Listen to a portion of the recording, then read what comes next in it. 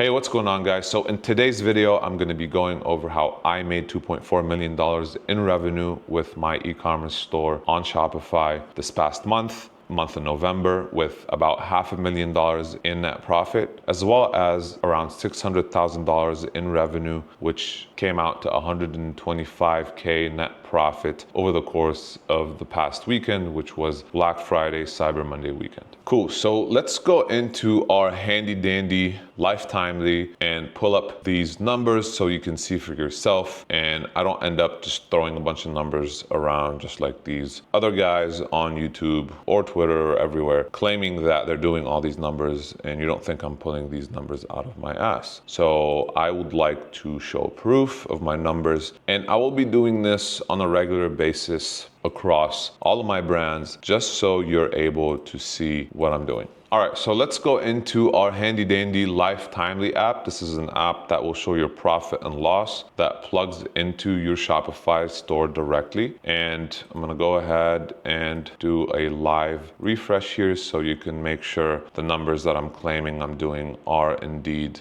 true and correct, because a lot of people in this space like to just throw numbers around and nobody can prove anything, unfortunately. And you shouldn't listen to anybody who's claiming to do something and won't back it up. Why would you watch this video and listen to what I have to say and waste 10, 20, 30 minutes of your time if I wasn't even doing what I'm claiming I'm doing and what I'm gonna advise you on? So you should never watch a video of anybody hopping on YouTube or any platform and telling you what to do when they can't even prove it and back it up. Right? So I want to make sure that you can listen to my advice very comfortably and from a very trusting standpoint, right? You don't have to worry whether my advice is correct or not, because I'm actually applying it on my own brands. So this is one of the brands I own. I own several brands, a portfolio of multiple 7 to 8 figure brands. And as you can see here, $2.4 million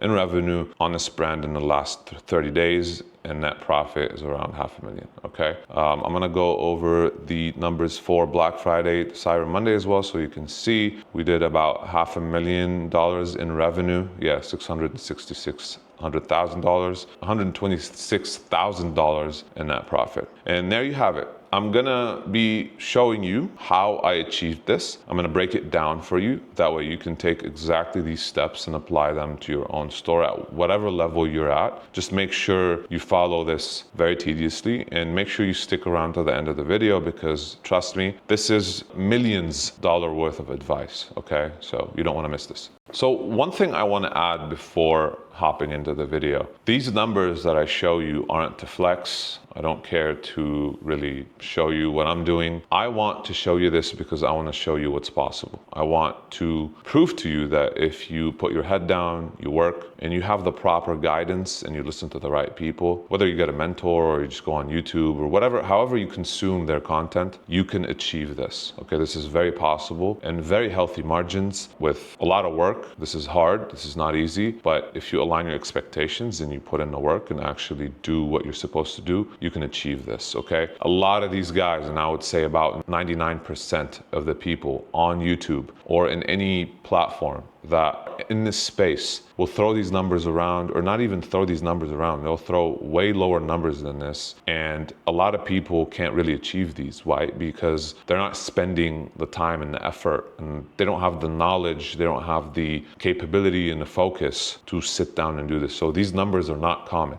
Okay, you don't come across numbers like this on a regular basis. And again, this is not to boast. This is to tell you that it took me years of hard work and effort and constant failure to get here. I was not born a genius. I was not born better than you. I just had the grit and the persistence and the consistency to show up every day for decades. I wouldn't say decades, it hasn't been decades, but years, and put in the work and actually achieve these results. And if you do the same and you follow basic advice, and you have a very normal standard IQ, which most of you do, you're gonna achieve these results. It's as simple as that. Now let's dive into how Now let's dive into how I was able to achieve these results. The number one thing and most important thing that a lot of people usually struggle with is product research. I get this question all the time. Where do I find winning products? How do you find winning products? I can't find any, so on and so forth. There is a plethora of ways to find winning products, and the best way is the organic way as well as the TikTok shop way. By organic, I mean scrolling on Facebook, TikTok,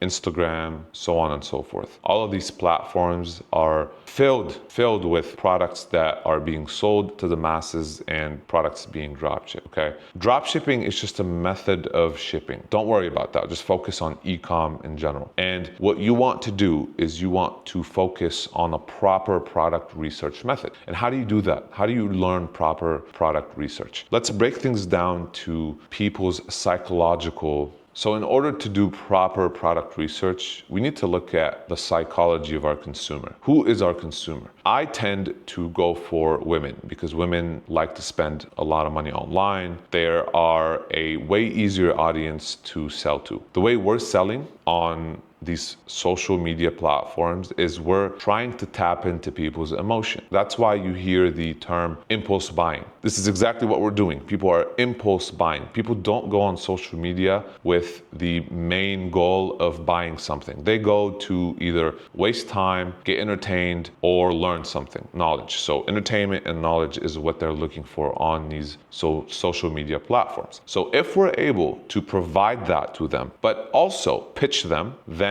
we are going to be able to achieve numbers like these ones. Now, how do we do that? Cool. So when someone goes on social media, again, they're not in the mindset of buying. So we have to put them in the mindset of buying. Anybody who's in the mindset of wanting to buy something is going to go either to Amazon or Google or to a brick and mortar store down the street, right? So whenever people are scrolling on these social media platforms, they're bombarded with so much content. Our content and our product needs to stand out. So in order for it to stand out, again, it needs to be entertaining and it needs to provide knowledge. To take it a step further, the people that are able to scale to numbers like these ones are tapping into people's insecurities. They're tapping into their emotions, right? So how do we do that? Okay, let's look at the different niches that we can do that with. Skincare, beauty, right? What are these niches actually tapping into? They're tapping into people's, and women especially, insecurity to look better, to attract a companion, a partner to have a family with, right? That's why ultimately down to a instinctual level, women always want to look young. They always want to reverse aging. They want to be beautiful. They want to put on makeup. They want to go to the gym, so on and so forth. So beauty, skincare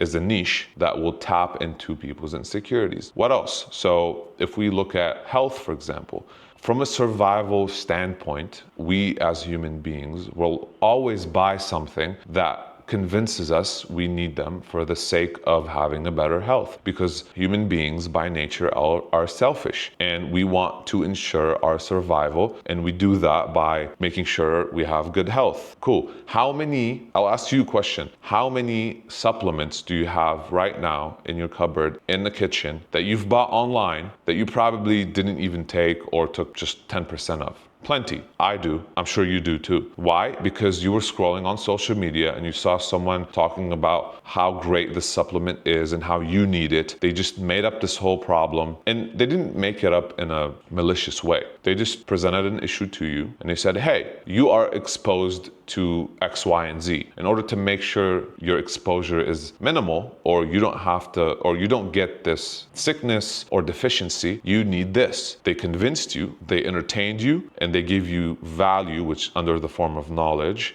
and you ended up buying from them because you trusted in them. This is the framework you need to put yourself in from the very beginning stages, which are product research. A lot of people do product research wrong. They just go online, they have no They're just hop in the car and they just drive with no destination, no GPS. This is what I'm telling you right now is the proper GPS/destination. We want to get to a product. We want to find a product that will evoke these emotions, these instinctual, deep psychological feelings within people, okay? This is what we're trying to do. Now, the list goes on, right? You can go into fitness. For the male audience, it could be fashion. Same with women, right? Males want to be better, right? As males, men want to be dominant. They care about their ego. They care about their accomplishments. So the money-making field when it comes to men is something that they always will buy into because they want to be better. They want to show their dominance to the female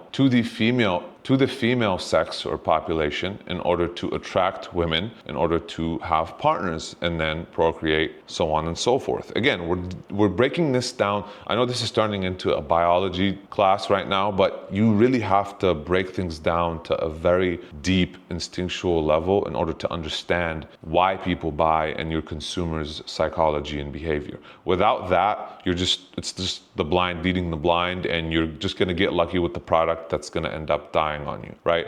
So we have to classify these products from something that really taps directly into people's insecurities all the way down to something that they just buy for fun, right? Just to pass time, which are huge industries. But I tend to go for the products in that top category because I want to make my life a lot easier, and I want people to already have a reason from within for them to buy this product. The product needs to show a need. They need the product. It's gonna really change their life for the better, rather than just buy a dog toy that they can go down the street and buy from PetSmart, whatever pet store that is local to there, right? So this is the mindset and the framework you need to be in when doing product research. I just gave you multiple niches to focus on, and the list goes on. When it comes to product research, I usually go on Calodata. I think it's a great software. This is not a plug. I use it. I like it. Any of these spy tools will do the trick as long as you know where you're going, right? The GPS doesn't matter. It's just you knowing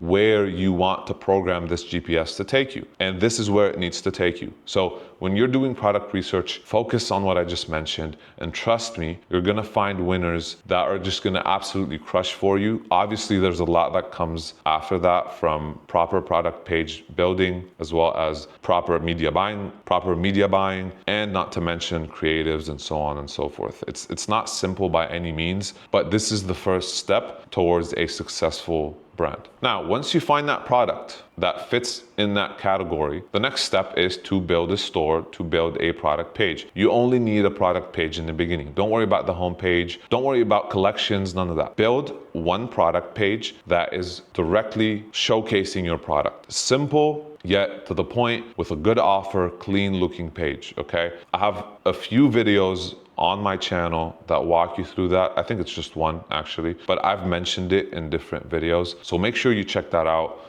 It'll probably be up here somewhere or whatever, but just click on it, go through it. I give you a lot of good examples. It's really not that hard to build a solid product page. You just wanna look at someone who has a clean, by someone, I mean any brand that has a clean landing page. Don't copy it, take inspo from it, Frankenstein your product page from different inspos. That would be the way to take this on, and then build your product page straight to the checkout. Simple, concise, straight to the point. Make sure it's clean, make sure it doesn't look scammy. Don't add any timers, don't add any weird, this person bought this, any apps. Don't worry about that. You don't need any apps except for like 3 or 4. I'll make another video on what apps I use. Again, I don't really use many apps. I keep it very simple. This store that you see, very little amount of apps. I tend to go the custom code way, which I hire a developer off Upwork to do the code for me, because at the end of the day, apps are nothing but you renting code from a developer that just put an app together in the app store to rent it to you for an X amount of dollars a month for you to just use it, when you can just build the same thing by hiring a developer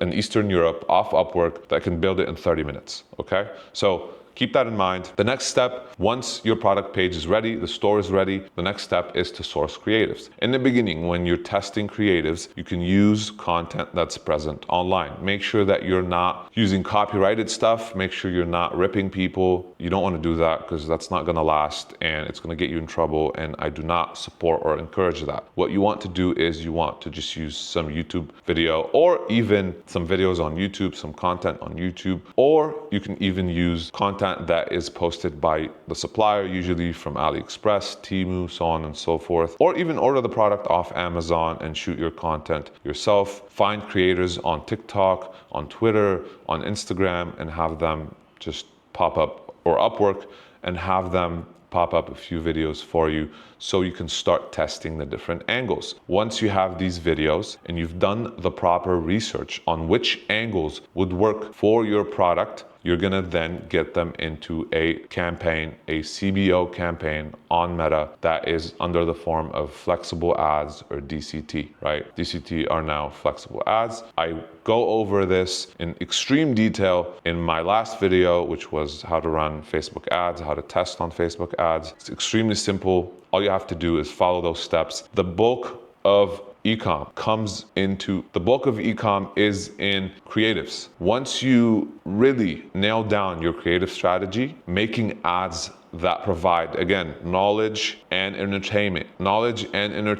Once you really do this properly, you're gonna be able to scale beyond you can ever imagine. Once you nail down how to properly make engaging, converting ads, the sky's the limit. This is something that I am self-conscious about, and I want this solution because I want to feel better about myself, so on and so forth. That's what we're aiming to do here. I highly recommend checking them out. Even their landing page is great. Their product page is very nice. Again, I have no affiliation with this product, but as you can see as well, like, look at their messaging, even with the statics, right? Something that's very out the box, the placement of the offer, so on and so forth. You need to start thinking from a marketer's standpoint, from the standpoint of someone who's trying to push the envelope. You want to be seen and spotted and noticed amongst millions of ads that your consumer is bombarded by. Not only that, you're competing against other creators, organic creators, videos, their kids, their problems, their day-to-day issues. Anything that consumes their attention, you're competing against with your creatives and your ads. So this is the mindset that you need to have when you are crafting these creatives. I'm gonna be releasing a series of videos where I dive so much deeper into the psychology behind our creatives, how we come up with ideas, the brainstorming, all of that. So if you want to see that, go ahead and subscribe. There's a lot of value I wanna provide you guys with, so make sure you check it out. And you always want to listen to people that are in the trenches, deep in the trenches, doing what they're preaching, and people who can back up their claims. Anybody who's not showing you profit and loss sheets, which they should have if they're operating a legit business, they should have a P&L on a daily basis, and they should have one on a monthly basis, or else they don't know how much money they're losing or making, which wouldn't make sense. So anytime you want to take advice from people, make sure you're taking it from someone who is doing and applying what they're preaching and is actually deep in the trenches, or else they're just giving you regurgitated information and they're finding it either online or hearing it somewhere and telling you it just to take your money and charge you for a course or some sort of mentorship. So make sure that that's something you always do. And if you enjoyed this video, leave a comment. I always answer the questions in the comments and happy to help. Thank you for tuning in.